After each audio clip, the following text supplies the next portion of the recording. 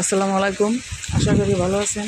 আর দেখেন এই দিকের অবস্থা, এই যে বৃষ্টি যে শুরু হয়েছে, এই বৃষ্টিতে অনেক আবর তুলে যাইতেছে। যেমন আমাদের মাঠটা নাবর মানে পানিতে ধানের সমান সময় আর একটু মানে জায়গা আছে, একটু জাগনা আছে, এইটাও ডুবে যাইব।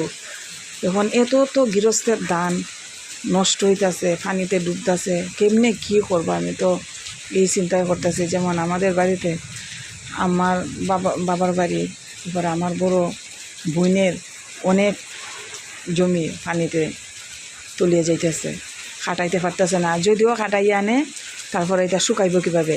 ধানের মধ্যে অনেক জ্বালা হইতেছে।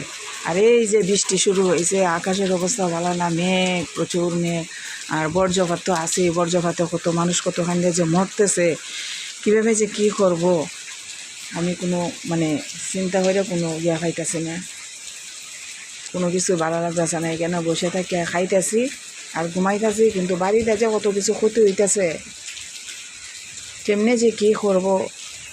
শুধু মোবাইলে কথা কইতেছি, এই আমার একটু ভালো লাগতেছে না। এই যে দেখেন আকাশের অবস্থা।